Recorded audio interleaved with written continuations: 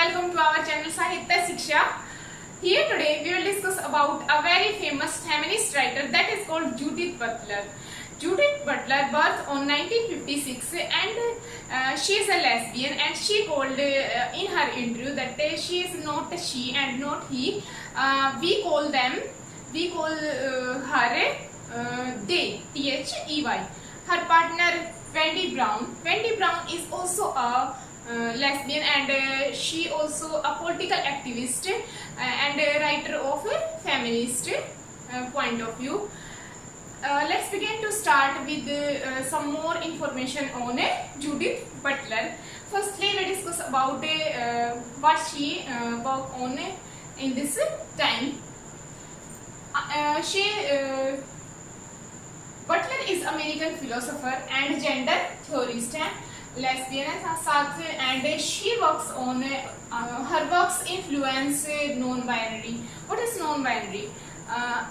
I already discussed about binary. If you did not watch my previous video, then watch it. I already discussed about binary. And again मैं आपको बता देती हूँ what is binary. Binary means when something is opposite to anything, like day, night, man, woman, girl, boy. But she rejects this idea. She says non-binary. She accepted because she says that is not important to everything is opposite to something. Something is valid without opposition, like girls. ठीक है? तो again next ethics and third wave feminism. हमने already जो feminism है उसके ऊपर 2 videos पहले upload कर दिए हैं, जिसमें कि third wave all waves feminism की एक प्रॉपर वीडियो है हमारी, जिसमें फेमिनिज्म की सारी वेव्स को डिस्कस करा है. एंड सेकंड हमारी वीडियो है फेमिनिज्म के ऊपर, जिसमें हमने फेमिनिज्म की सारी थ्योरीज को डिस्कस करा है. अगर आपने अभी तक नहीं देखी है तो चैनल पे विजिट करके प्लीज उनको देख लीजिएगा, ताकि आपको जो मेरे समझाने का तरीका वो और अच्छे से क्लियर और हर पॉइंट आपको क्लियर हो जाए. ओके, चलो अब नेक्स्ट है क्वीयर थ्योरी. क्वीयर थ्योरी एक पूरा कंसेप्ट है जो LGBT यानी कि लेस्बियन जो पार्टी है या थर्ड जिसको बोलते हैं उनके ऊपर है. तो इसका भी पूरा एक अलग से कंसेप्ट है, तो ये इस वीडियो में तो पॉसिबल नहीं है हम कर पाए, नेक्स्ट वीडियो में हम करेंगे. तो Butler is best known for. अब चलो इस बटलर के कुछ इंपॉर्टेंट वर्क्स के बारे में डिस्कस कर लेते हैं, जो कि बहुत ही ज़्यादा इंपॉर्टेंट है पेपर के पॉइंट ऑफ व्यू से भी, लिटरेचर में भी इन्होंने अपनी एक खास भूमिका अदा करी है. तो लेट्स बिगिन. जेंडर ट्रबल, ये तो भाई मतलब ये मान लो कि इसके बिना तो लिटरेचर अधूरा माना जाता है. Gender trouble, feminism and the subversion of identity. Gender trouble 1990 में पब्लिश हुआ, और इसके साथ साथ आपको इसका फुल टाइटल भी याद रखना है. That is called feminism and the subversion of identity. Okay. Second है bodies that matter, कि body किस तरीके से मैटर करती है. अभी जब मैं आगे इसके कंसेप्ट पढ़ाऊंगी तो आपको इसके जो वर्क है उनके टाइटल और अच्छे से क्लियर हो जाएंगे कि ऐसे. इस वर्क का पूरा टाइटल है on the discursive limits of sex, 1993 में पब्लिश हुआ. थर्ड है excitable speech, that is publish in 1997. Fourth है precarious life, that publish in 2004. Fifth is undoing gender, 2004 में. Six is given an account on oneself, 2005 में. 7 notes toward a performative theory. ये पूरी theory है, इसके ऊपर अभी हम थोड़ी देर में डिस्कस करेंगे. परफॉर्मेटिव थ्योरी 2015 में. और ये भी इम्पोर्टेंट है क्योंकि पेपर में ज़्यादातर वो पूछे जाते हैं जो भी रिसेंटली हुए हैं. तो ये भी 2 years बैक ही हुआ publish. The force of non violence 2020 में पब्लिश हुआ है, इसलिए आप इसको भी याद रखिए. इसके हर वर्क्स मैंने इसलिए शो करे हुए हैं ताकि ये बहुत ही इम्पोर्टेंट राइटर हैं, और इनके जितने भी वर्क हैं वो हर वर्क अपने आप में ही एक जबरदस्त रोल प्ले करता है लिटरेचर के अंदर. तो एटलीस्ट आप इन सब के टाइटल और जो फुल टाइटल है वो जरूर से याद करें. चलो अब हम इनकी एक थ्योरी है जेंडर परफॉर्मेटिव थ्योरी, इसको डिस्कस कर लेते हैं. ओके, पहले मैं आपको बता देती हूँ कि जो जेंडर परफॉर्मेटिव थ्योरी है उसका इंट्रोडक्शन J.L. ऑस्टिन ने दिया था अपनी book how to do things with words. इस वर्क के ऊपर हमने वीडियो पहले ही अपलोड कर दी है, अगर आपको इस वर्क के बारे में जानना है तो उसको देख लीजिएगा। ओके, तो इसने पहली बार परफॉर्मेटिव थ्योरी को इंट्रोड्यूस करा था इस बुक में, बट बाद में जो इसको माना जाता है कि जो बटलर है उसने इसको कॉइन कराया या इसको आगे इसका जो मीनिंग है अच्छे से वो बताया, तो वो किसने करा? जूडिथ बटलर ने। An act that people come to perform in the mood. अब उसने क्या बताया कि एक्चुअल में परफॉर्मेटिव थ्योरी है क्या, चलो अंडरस्टैंड कर लेते हैं। परफॉर्मेटिव का मतलब आपको थोड़ा सा अंडरस्टैंड हो गया होगा कि परफॉर्मेंस से रिलेटेड है। चलो और अच्छे से डिटेल में जाके इसको क्लियर कर लेते हैं। An act that people come to perform in the mood of belief. एक ऐसा एक्ट, एक ऐसा काम जिसमें लोग कम टू परफॉर्म आते हैं परफॉर्म करने के लिए in mood of belief. It means कि जो बिलीफ, जो धारणाएं पहले से सेट कर दी गई हैं, लोग उसी के अकॉर्डिंग काम कर रहे हैं। अब जैसे आपके मन में ये माइंड सेट है कि अगले जितनी भी देर की वीडियो होने वाली है मैम उसमें हमें पढ़ाएंगी। अब अगर मैं इसके बीच में कोई दूसरा सेकेंडरी काम, अगर मैं डांस करने लग जाऊं या मैं कुछ भी और बोलने लग जाऊं, तो क्या आपका माइंड उस चीज को एक्सेप्ट करेगा? Obviously not. तो जब बिलीफ्स के अकॉर्डिंग आप एक बिलीफ के साथ आए हो कि यहाँ पे हमें स्टडी करनी है, तो अगर मैं उस बिलीफ के अगेंस्ट कुछ करती हूँ दैट इज कॉल्ड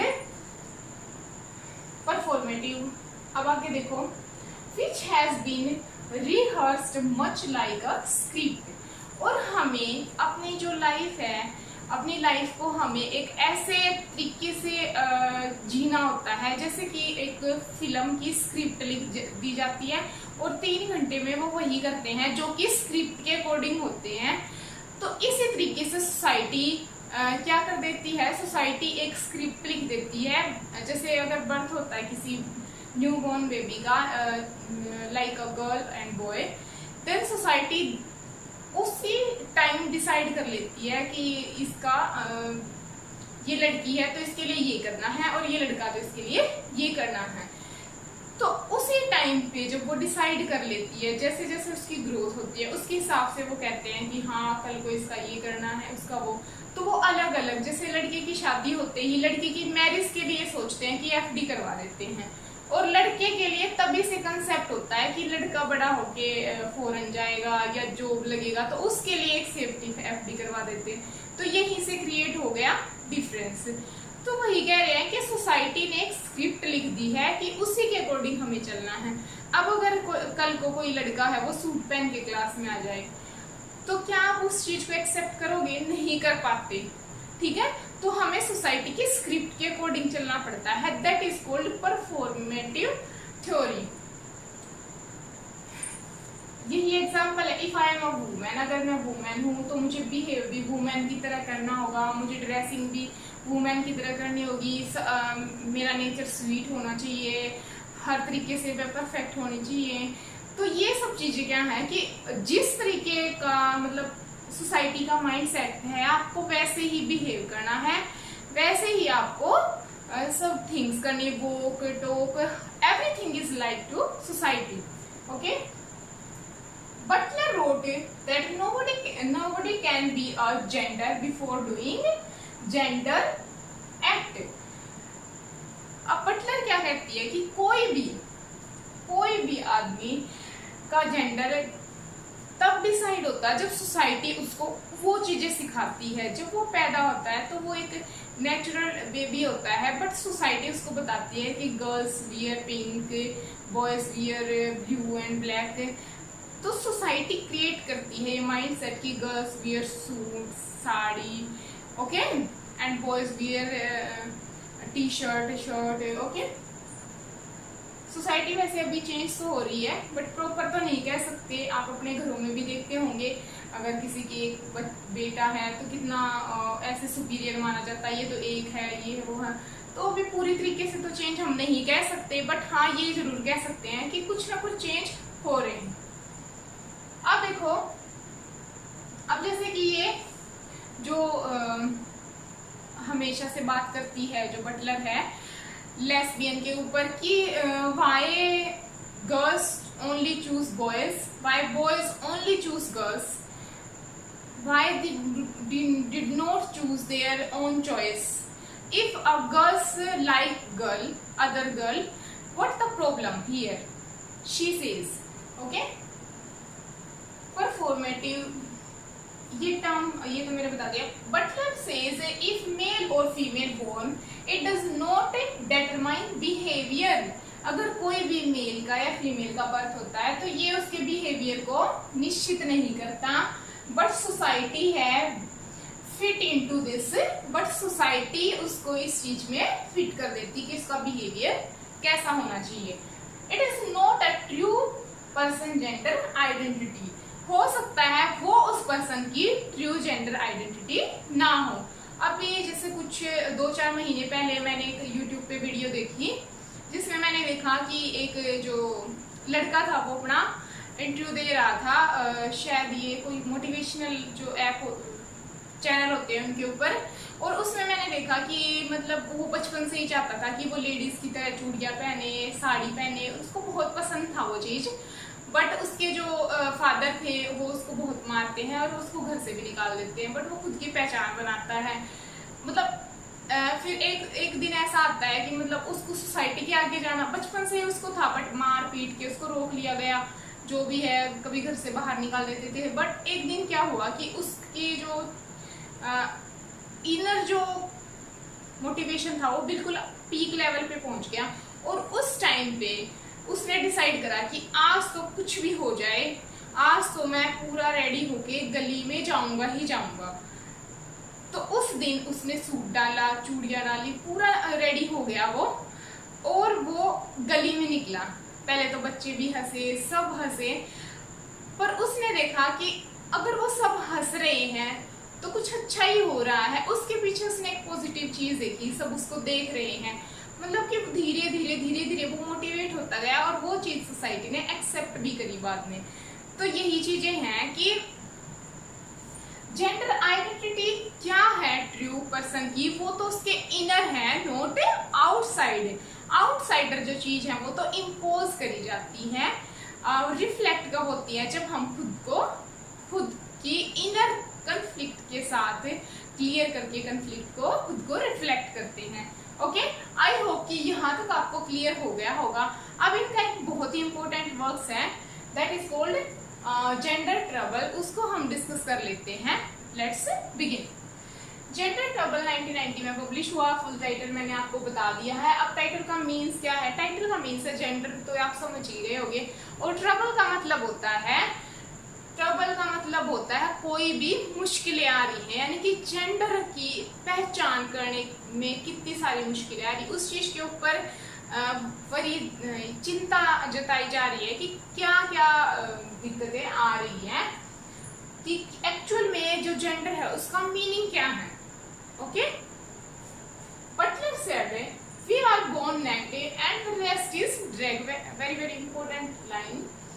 वो कहती है कि जब हम पैदा होते हैं तो हम नेक्ड होते हैं, और जब हम मरते हैं, रेस्ट में जाते हैं, तो हम कैसे होते हैं? ड्रैग। ड्रैग का मीन्स होता है कि जब हम अपनी मर्जी से ना करके सोसाइटी जो हमें धकेल रही है, पुश कर रही है, या सोसाइटी के अकॉर्डिंग ही चले जा रहे हैं, हम अपनी इच्छा के अकॉर्डिंग चीजें नहीं कर रहे और उसी तरीके से हमारी डेथ हो जाती है। That is called rest in drag. कि जब हमारा लास्ट पीरियड था, यानी कि जब हमारी डेथ होने वाली थी, तब उसके दौरान भी our self choice is not important, but society क्या सोच रही है, वो क्या चाहती है आपसे, that is important, that is called drag. I hope यहाँ तक क्लियर हो गया होगा। अब जो ये बुक है इसको 3 पार्ट्स में डिवाइड करा हुआ है। First is subject of sex, gender and desire, यानी कि सब्जेक्ट लिए किसके? सेक्स के, जेंडर के और डिजायर्स के। इस बुक में इस पार्ट में जो बटलर है वो आर्ग्यू करती है कल्चरली कंस्ट्रक्टेड बाइनरीज। आपकी कल्चर जो मैंने पहले भी बताया कि जो कल्चर है वो कंस्ट्रक्ट बना देता है बाइनरी को, यानी कि लड़की की शादी होगी लड़के के साथ, लड़का लड़की, या मतलब हर चीज जो एक दूसरे के अपोजिट बना दी जाती है, तो उसी पे फोकस करती है Butler. Also argue western culture sex gender and sexual orientation, और वो किस चीज के ऊपर भी आर्ग्यू करती है, वेस्टर्न कल्चर कैसा है और वहाँ के जो सेक्स जेंडर है, सेक्सुअल ओरिएंटेशन है। और वो कहती है she sex gender identity is not based on inner truth but gender performance. वो कहती है कि एक्चुअल में जो आवर सोसाइटी, जो हमारी सोसाइटी है, वो जेंडर का मीनिंग उनके लिए जेंडर आइडेंटिटी क्या है, not inner truth but gender performance, यानी कि एक जो मेल या फीमेल है वो किस तरीके का परफॉर्म कर रहा है। अगर एक लड़की है तो वो गुड़िया के साथ खेल रही है, एक लड़का है तो वो सुपर हीरोज के साथ खेल रहा है। तो ये चीजें हैं कि सोसाइटी, अब जैसे बच्चे होते हैं तो पेरेंट्स लड़कियों को लड़कियों के हिसाब के खिलौने दिलवाएगी, लड़कों को लड़कों के हिसाब के टॉयज दिलवाएंगी। तो why this difference create by society. तो ये यही कह रही है कि जेंडर आइडेंटिटी है वो इनर ट्रूथ पे तो बेस हो ही नहीं रही, बल्कि वो जेंडर की परफॉर्मेंस पे बेस हो रही है। कि हाँ, अगर छोटे छोटे बाल कटवाए हुए हैं, एक ड्रेसिंग सेंस, तो आप पीछे से देख के या दूर से ही पहचान जाओगे कि ये लड़का है, और अगर सूट या साड़ी में है तो वो लड़की है। तो उस परफॉर्मेंस के बेस पे या उसकी आवाज कैसी है उसके बेस पे अगर आपकी पहचान हो रही है, that is called gender performance. Okay. Second, prohibition, psychoanalysis and production of heterosexual matrix. अब इसका मतलब क्या होता है कि बंद करना किस चीज को, जो साइकोलॉजी क्रिएट कर दी गई है, and the production of heterosexual matrix. और प्रोडक्शन करना यानी कि जो हेटेरोसेक्सुअल है उस चीज को क्या करना, एक अलग लेवल पे लेके आना, यानी कि होमोसेक्सुअलिटी को भी दर्जा दिया जाना चाहिए। Okay. Butler engaged with the structuralist and post-structuralist account of gender and identity formation.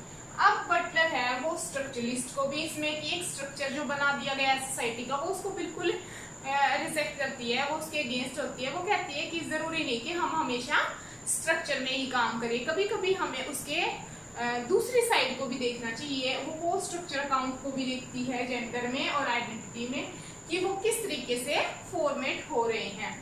C rejected the idea going back to time. वो रिजेक्ट करती है उस आइडिया को जो टाइम में पीछे देख रहे हैं। जैसे कि जो कभी आपने सुना होगा कि हाँ, आपकी मदर या ग्रैंड मदर आपको बोलती है हमारे टाइम में तो है ना ये होता था, हमारे टाइम में हम इतनी दूर से पानी लेके आते थे, हमारे टाइम में हम इतने खेतों में जाते थे, इतना इतना काम करते थे, जो गेहूं है वो हम हाथ से पीसते थे। तो वो सब सुना होगा। तो जो बटलर है ये उस चीज को रिजेक्ट करती है और ये कहती है कि हमें बैक टाइम में देखना ही नहीं है, हमें ये देखना कि इन दिस मोमेंट क्या हो रहा है, इस मोमेंट पे हमारे लिए क्या जरूरी है, और सोसाइटी जो चेंज हो रही है उसके अकॉर्डिंग हमें चेंज होना है, ना कि हमें जो पुरानी चीजें हैं उनको देखकर कुछ सीखने की जरूरत है, या फिर हमें मतलब पुराने टाइम में जाने की जरूरत है। Okay. She says some repression result lesbian and gay gender and heterosexualism. वो क्या कहती है कि कुछ रिप्रेशन मीन्स कुछ ऑपरेशन या कुछ दबाव की वजह से या कुछ एक्सप्लॉयटेशन की वजह से लेस्बियन और गे जेंडर और हेटेरोसेक्सुअलिज्म है उसको क्या करा जा रहा है, रिजेक्ट करा जा रहा है, but that is not a right thing. She says if we stop homosexuality, it is result of incest.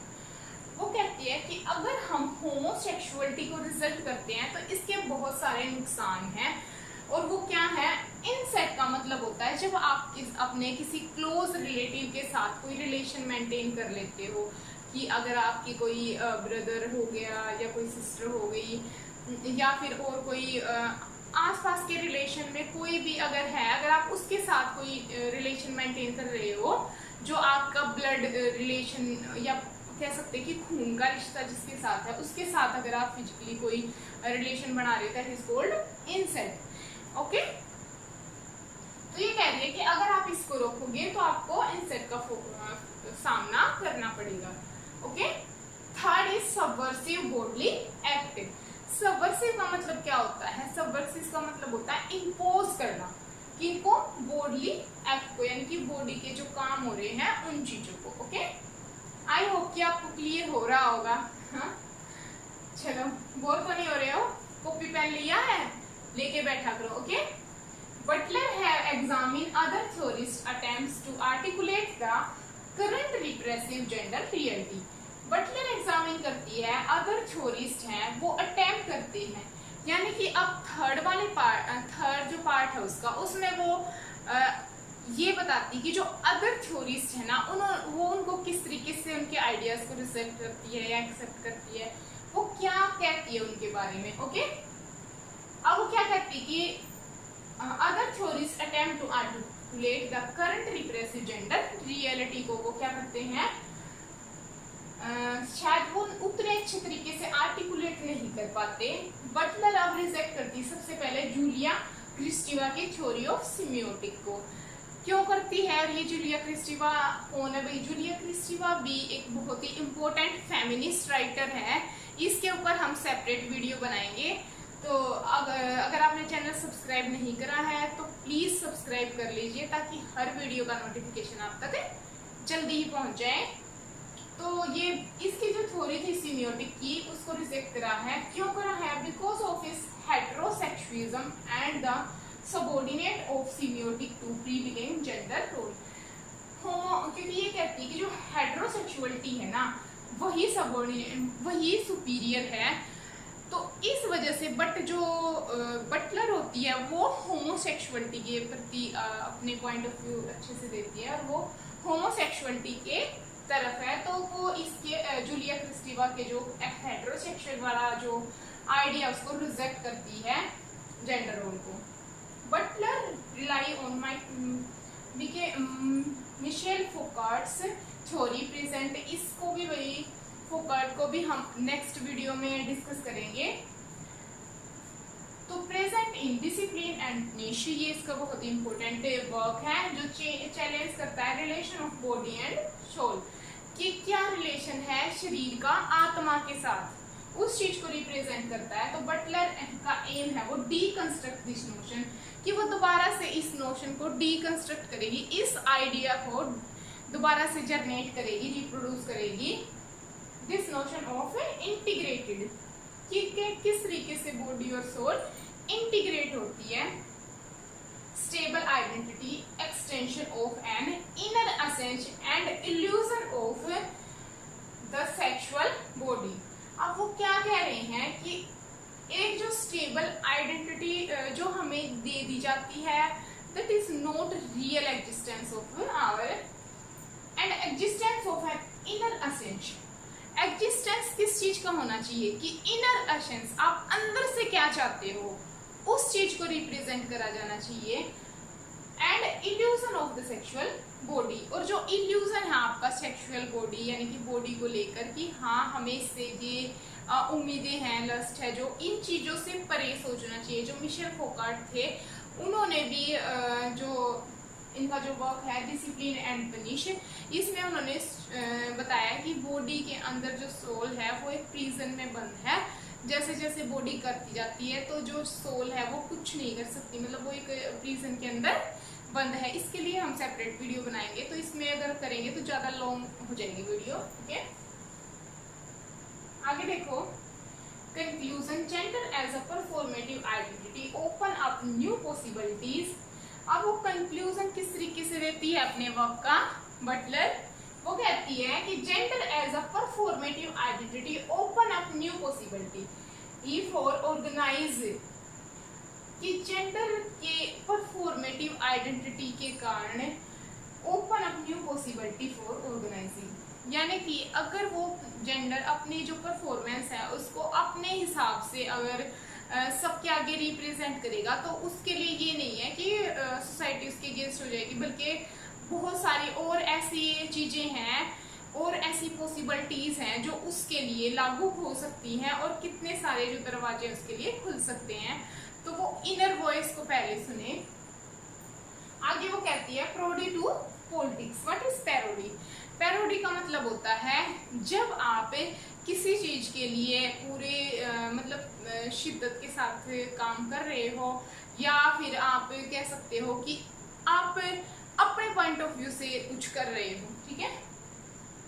तो जेंडर आइडेंटिटी और इसका मीन्स क्या था इस चीज को लेकर कि जो फोकस है सोशल, इकोनॉमिक और पॉलिटिकल इक्वलिटी हो वुमेन के लिए। Okay, gender identity is person own sense and definition of their gender. कि जेंडर की आइडेंटिटी है वो पर्सन की खुद की चॉइस है कि उसे किस तरीके से जीना, किस तरीके का लाइफस्टाइल उसको चाहिए है, तो उसी तरीके से उसको एक्सेप्ट करना चाहिए।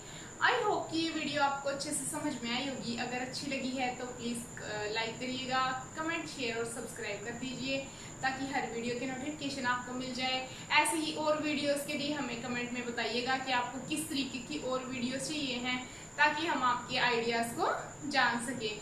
हमने इससे पहले भी बहुत सारी फेमिनिज्म की वीडियो अपलोड कर दी हैं, आप उनको भी देख लीजिए। आई श्योर अबाउट दैट कि पेपर में अगर आपको कुछ भी आना है तो इससे बाहर मेरे ख्याल से नहीं आएगा, इतना आपके लिए इनफ है। ओके, तो बाय, थैंक यू फ्रेंड्स। हमेशा हंसते रहे, मुस्कुराते रहें, अपने सपनों के लिए खूब मेहनत करें, उनको अचीव करने के लिए एक गोल सेट करें ताकि आप उसको अचीव कर सको। और आई होप कि हर बच्चा अपने सपने को अचीव करे और जिए उनको जो वो चाहता है। तो इस अपने आसपास सफाई रखें और इसी के साथ बाय और थैंक यू फ्रेंड्स।